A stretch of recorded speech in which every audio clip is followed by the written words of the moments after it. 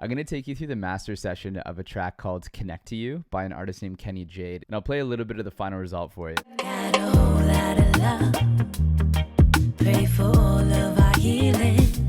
Such a good track. I'm going to break this video up into two parts. The first one is going to be the sonics processing, the saturation and EQ, and then the second part's going to be the dynamics processing. I'll play the unmixed version just so you can kind of hear where it started, and the mix was already solid. If we could get in touch, work out all of our dealing. What I felt could really just bring this mix to the next level is definitely a little bit of high end and just like brightness and excitement. And then I wanted to bring forward some of those elements on this side. So like that offbeat guitar, and there's some really interesting percussion. The first thing on my sonics chain is a bit of saturation. This is the black box saturator, and I am doing such a small amount of processing with this. I literally have this on 1%. But the interesting about this is that you can saturate the mid signal and the side signal differently. Could get in touch, work out all of our dealing. It's adding some excitement to the things happening on the side of the mix, which I really liked. The second thing that I have is another saturator, the Oxford Inflator, which is transparent. It's not adding any crazy overtones or anything. What I find it's doing is giving the whole mix like a little bit of a facelift, and again, just adding some excitement. So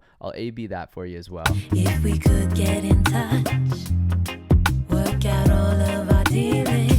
And to me, that's adding a little bit of like excitement to the mid stuff. So yes, maybe we could have done that with the black box, but I really liked how this is just filling out parts of the master and bringing some life to it. That's it for saturation. The next thing we'll look at is a couple of EQ moves. The first one is this clariphonic parallel EQ. This is controlling a bell EQ around 800 hertz. And this clarity is a high shelf that's, I think, starts at around 19K and lifts the top end in a really pleasing way. So I'll A/B this one, and this one's doing a lot of work. Could get in touch, work out all of our dealing. I connect to you.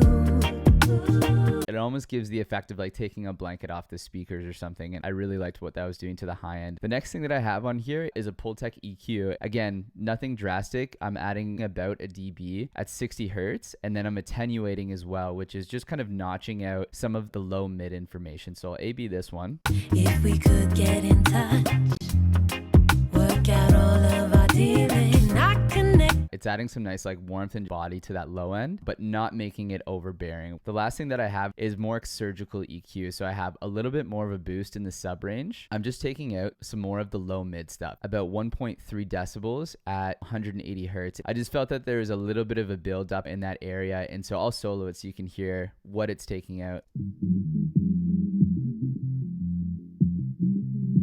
Especially when the vocal and the bass are playing at the same time, you can hear that it gets a little bit resonant. So that's really helping with controlling those low mids. A really broad shelf, bringing out some more information on the sides. And then this is just a really surgical dynamic EQ cut on a resonant frequency that I found, and I'll solo that as well. I'll group all this stuff so we can A/B just the sonics processing is doing. Could get in touch, work out all of our dealing. I connect to you. Stay tuned for part 2.